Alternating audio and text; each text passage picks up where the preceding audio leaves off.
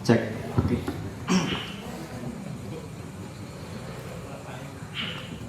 Assalamualaikum warahmatullahi wabarakatuh.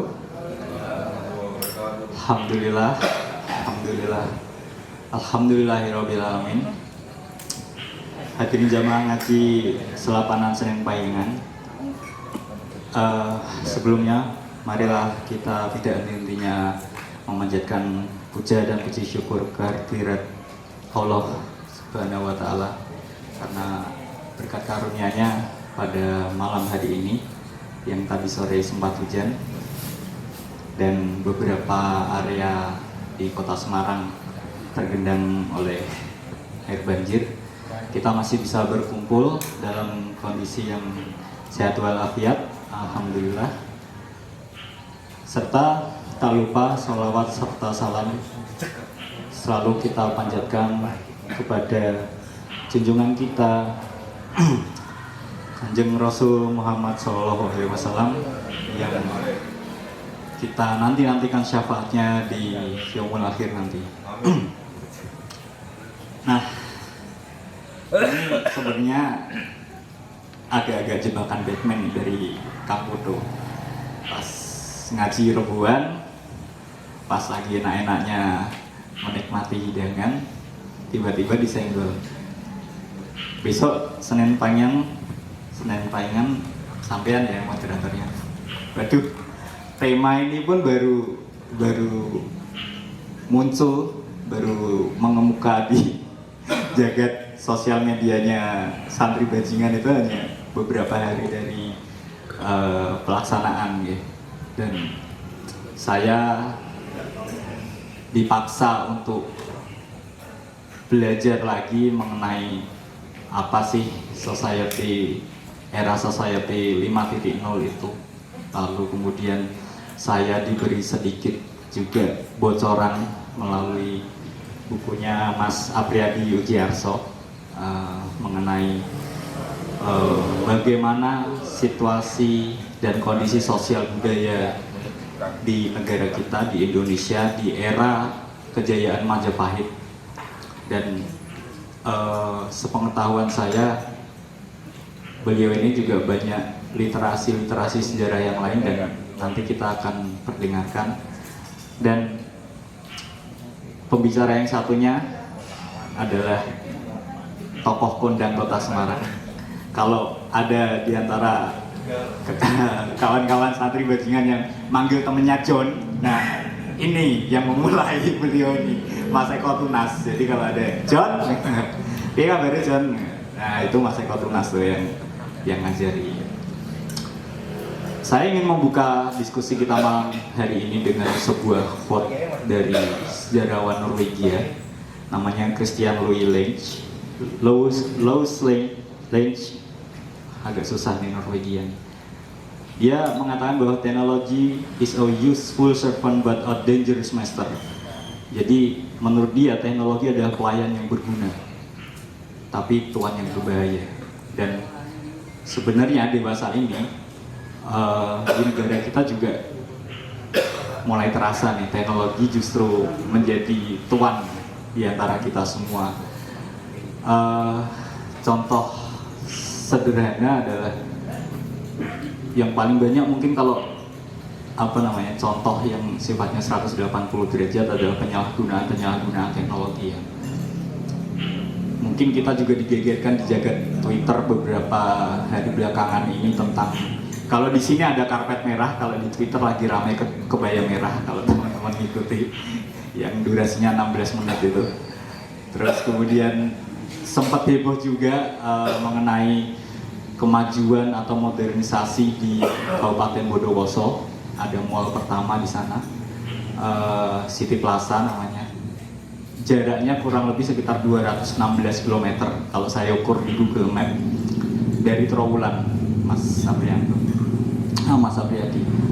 Jadi masih ring satunya kerajaan Majapahit lah ya, kalau dibaca dari berbagai literasi. Yang menjadi menarik adalah banyak netizen yang kemudian membuat meme atau memtertawakan respon masyarakat Bondowoso yang dinilai sebagai deso gitu. Tapi kemudian saya juga berpikir bahwa kenapa ketika ada idiom yang merendahkan orang desa dengan kata-kata wong deso, tidak ada idiom yang kemudian juga mendeskripsikan orang kota. Padahal orang kota kalau misal berpariwisata, ketemu sawah, ketemu landscape yang bagus, perkebunan dan sebagainya, mereka juga tiba-tiba deso, selfie gitu. Bagi orang desa juga itu biasa saja sih sebenarnya. Nah, artinya ada sisi yang sebenarnya saling bertolak belakang, tapi juga berada atau berjalan di arus yang sama. Nah, malam ini kita akan berdiskusi, kita akan belajar dari Mas Apriyadi Ujiarso dan Mas Eko Tunas mengenai disrupsi teknologi dan kebudayaan dengan tema kekuasaan Majapahit dan politik budaya era Society 5.0. Nah, perlu diketahui bahwa era Society 5.0 itu pencetusnya adalah kabinet pemerintahan Jepang di tahun 2016 kurang lebih, di mana ide utamanya adalah ketika teknologi revolusi industri 4.0 itu berfokus pada bagaimana menciptakan teknologi untuk mempermudah kehidupan manusia. Nah, era Society 5.0 ini fokusnya adalah bagaimana pemanfaatan teknologi itu untuk kesejahteraan umat manusia. Nah, pada kenyataannya seperti yang di awal saya sampaikan, banyak penyalahgunaan teknologi dan sebagainya. Bahkan tidak sedikit para tokoh yang berpendapat bahwa kehadiran teknologi di sisi-sisi tertentu itu justru membawa regresi bagi kualitas kehidupan manusia. Nah, sebelumnya izinkan saya untuk membacakan profil singkat kedua narasumber kita malam ini. Yang pertama adalah Mas Apriyadi Ujiarso. Saat ini beliau berdomisili di Yogyakarta. Beliau berprofesi dan memiliki keahlian.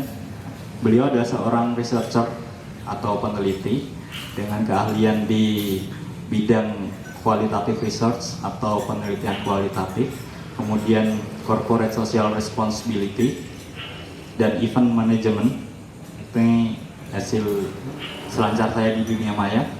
Beberapa karya tulis yang beliau hasilkan diantaranya adalah How Brutal Are You, Bol Brutu dan Candi-Candi Hindu-Buddha, terbit tahun 2012. Arca, Sepilihan teks dan foto tentang seni arca klasik tahun 2014. Cerita Pawitra, Jelajah Candi-Candi di Gunung Penanggungan 2017. Dan yang terbaru, ini bukunya, Dyah Gitarja, Biografi Kekuasaan Majapahit. Ini terbit tahun 2022 di awal tahun. Beliau juga pernah terlibat pada beberapa pameran. Yang pertama diantaranya adalah Hitam Manis 2012, Memoria Personal 2013, Ijol Injustify Our Love 2014, Abayagri 2016, Visage Blank Sans Visage 2016, Menyatu Bukan Melebur 2017, 6-in-1 2017, dan Kartini 2018. Selanjutnya, pembicara selanjutnya adalah tokoh Kota Semarang, Mas Eko Tunas. Profesi beliau adalah sebagai seorang sastrawan dan seniman serba bisa, dengan beberapa karya, diantaranya cerpen dengan judul Bidadari Siga Rasa tahun 2002 dan Tunas 2013. Satu novel berjudul Wayang Kertas di tahun 1990. Kemudian beberapa puisi, diantaranya Puisi Dolanan tahun 1978, Yang Terhormat Rakyat 2013, Ponsel di Atas Bantal 2010, Puisi Komedi Biografi Sarimin 2020, serta beberapa naskah drama, diantaranya adalah Martoloyo Martokuro, Sang Koruptor, Langit Berkarat, Palu Waktu, Blandong, dan masih banyak lagi yang kalau saya sebutkan kita nggak akan jadi diskusi malam ini. Jadi langsung saja, monggo Mas Apriyadi Pujiarso dan Mas Eko Tunas untuk pinarak di depan.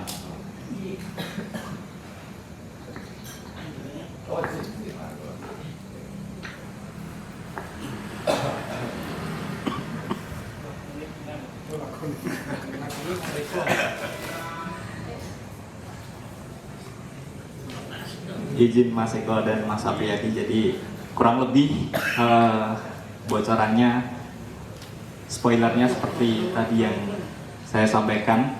Jadi monggo berbagi pandangan, berbagi perspektif, berbagi ilmu dengan kami para santri bajingan, agar ilmu kami bertambah dan juga pengalaman panjenengan juga bertambah ngajari santri-santri bajingan. Monggo yang pertama Mas Apriyadi Pujiarso. Monggo Mas.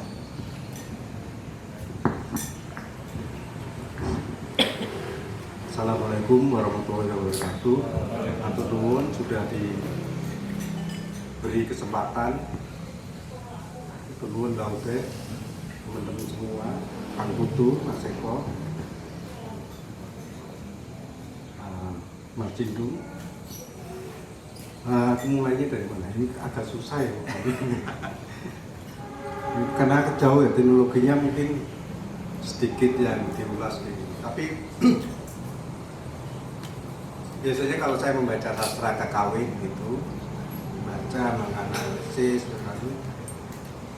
saya lebih sering menggunakan teorinya persepsi sastra Jaus yang di dalamnya ada namanya Cakrawala Harapan. Itu teori yang sudah nanti kita bisa searching sendiri ya tentang teori persepsi sastra itu dan apa pentingnya dalam kajian ini. Nah, Cakrawala Harapan ini saya karena ada kata pertama-tama ini paling mudah ya, ada kata bajingan. Tadi udah dijelaskan definisi bajingannya, itu ternyata akronim. Itu sebetulnya mengubah Cakrawala Harapan atau menambah Cakrawala Harapan terhadap kata bajingan itu. Tahu ya? Karena kalau tidak akronim maknanya tahu. Apa? Orang yang kelakuannya negatif. Satunya, satu lagi deh.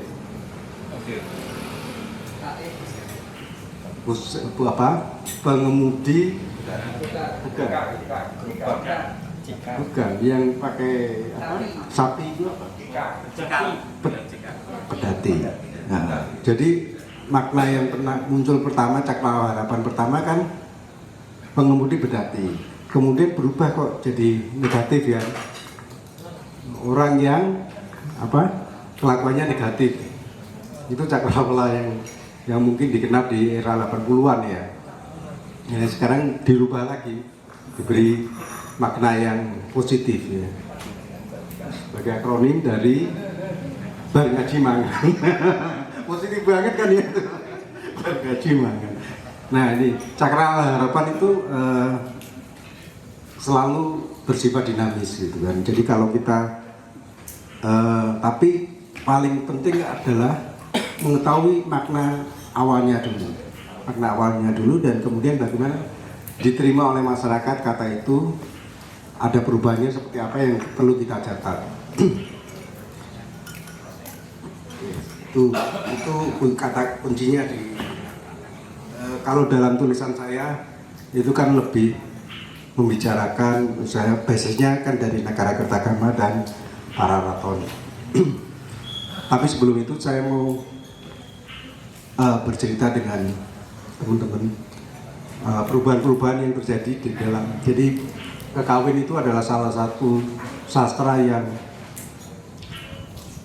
paling lama itu bukan paling tua. Jadi katakanlah mulai dari Ramayana katakanlah abad 9 ya sampai abad 20. Panjangnya tuh ruang waktunya sangat panjang. Sastra Indonesia mungkin belum ada satu abad mas ya. sastra Indonesia. Tapi sastra kekawin itu sudah melampaui waktu itu. Range waktunya jauh sekali. Dan yang terakhir, sastrawan terakhir yang ada meninggal di tahun 1984, sastrawan Jawa kuno terakhir, Tumbuh Sidemen dari Bali, seorang pendeta Hindu, dan banyak menulis ini. Itu aja terus informasi. Nah, sastra kawin, tapi sastra kawin itu punya dinamikanya ya. Artinya begini, jadi mula-mula misalnya kita lebih, dia kalau cerita kan biasanya ruang dan waktu ya Mas ya. Nah, waktunya itu memakai, kebanyakan memakai sistem yuga. Sistem yuga itu ada 4 yuga, sistem waktu India. Ada 4 yuga ya, Kerta yuga,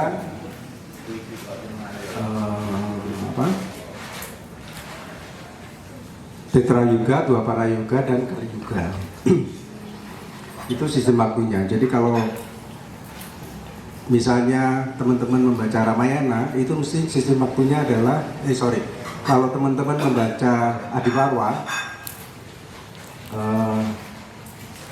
salah satu bagian pembukaan dari kitab Mahabharata, itu sistem waktunya adalah Kerta yuga. Tokoh-tokoh yang muncul adalah tokoh-tokoh yang jauh banget, dewa yang tinggi yang tidak bisa dijangkau oleh manusia sekarang. Ya, para dewa itu kalau di Parwa kan salah satu yang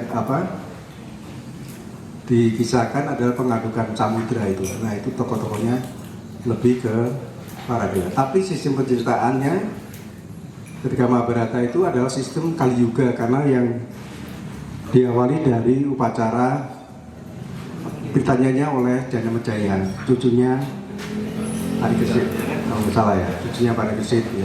Itu dia sudah sebutkan sistemnya, dia setting waktunya ada di zaman Kali, tapi menceritakan masa Kerta Yuga. Kemudian misalnya Ramayana yang abad 9 kita Jawanisasikan, abad 9 melalui Kakawin Ramayana, itu mengambil setting waktu Tetra Yuga ya. Nanti bisa dibenarkan kalau kita searching itu ya, Ramayana. Kemudian sistem waktu ketiga adalah Dwapara Yuga, itu Mahabharata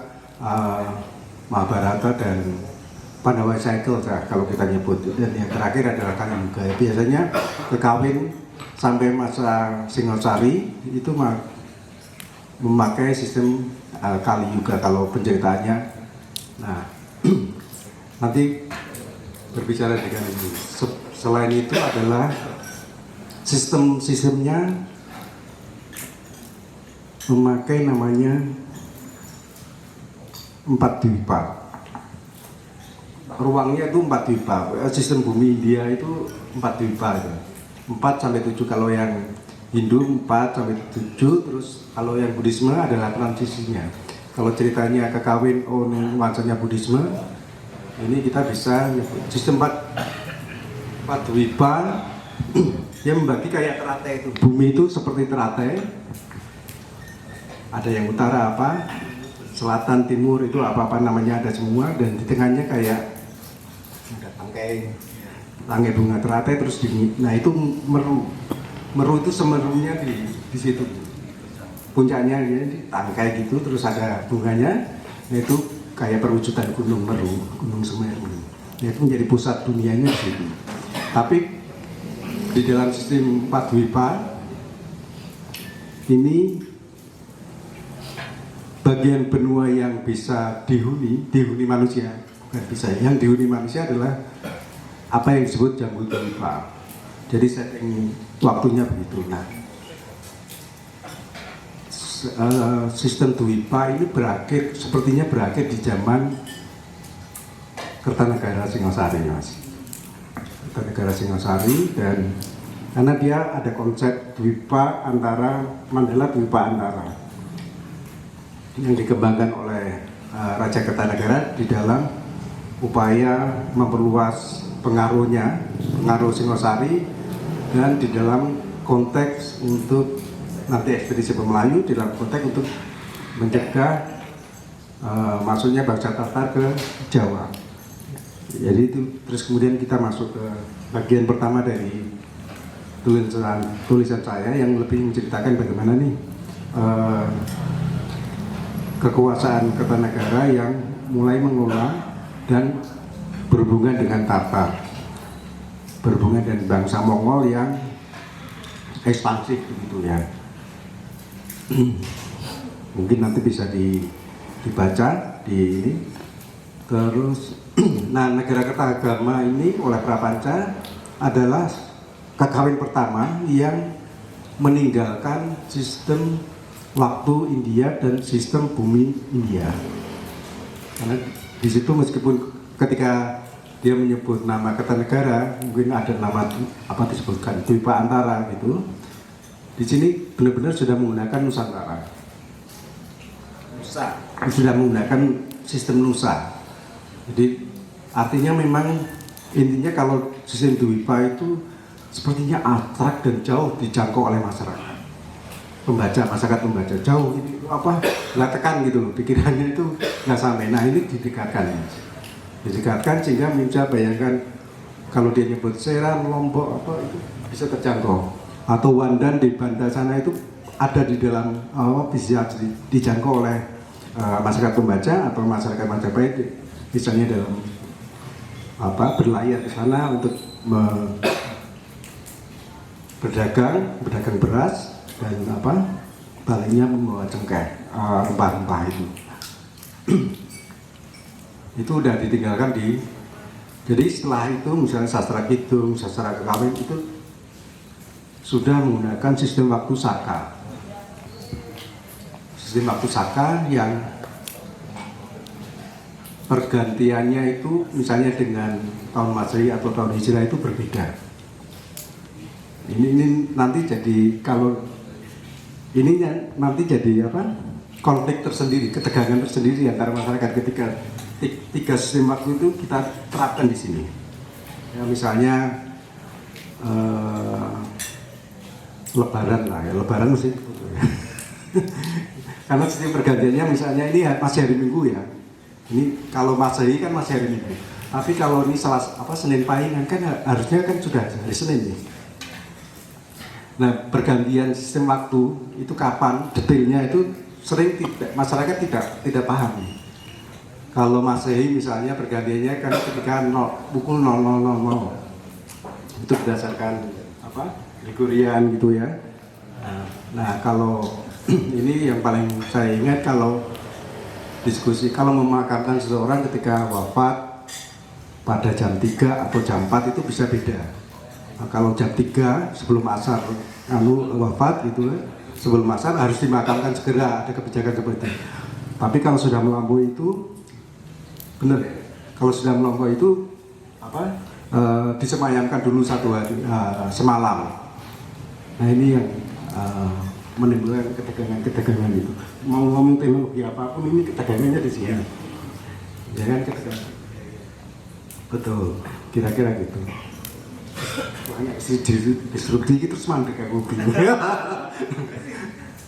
Nah ini yang kemudian sebelumnya dibangun oleh para bujangga, para pemikir kebudayaan ya. Artinya ketika kok ceritanya jauh banget ya, terus kita datangkan ya, pasti tujuannya untuk ini ya, memudahkan masyarakat menjangkau ya. Dan kalau tujuan akhirnya kan mesti menyejahterakan kan, karena kisah-kisah itu memberi perspektif para pembacanya.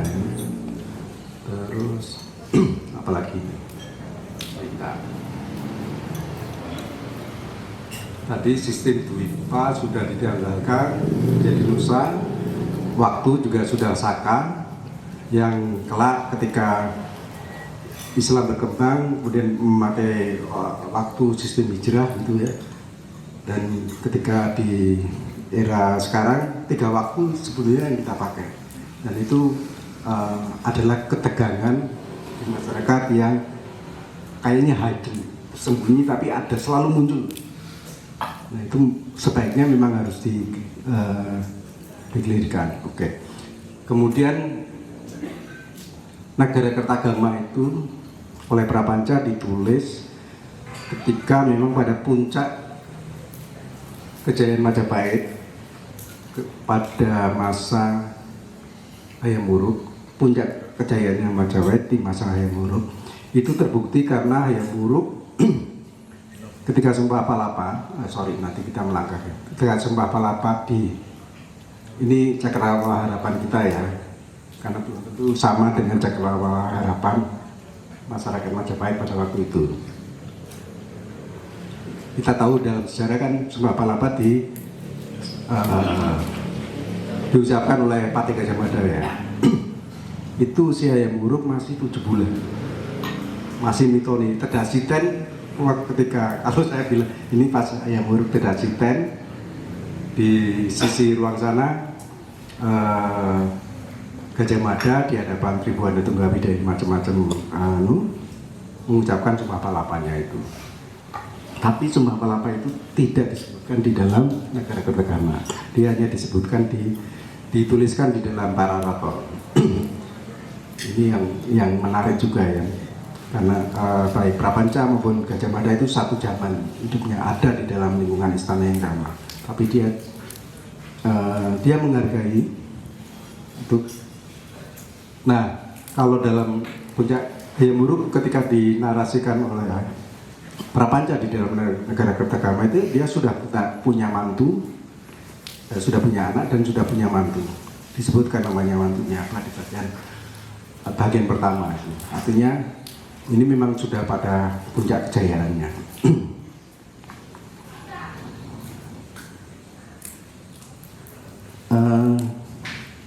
Yang istimewa dari Nagara Kertagama lainnya adalah penulisnya hadir sebagai tokoh, Mas, di dalam kawin itu hadir sebagai tokoh.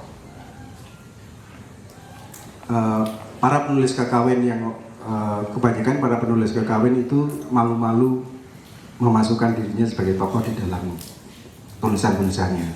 Mungkin dia muncul di dalam pembukaan, menyebutkan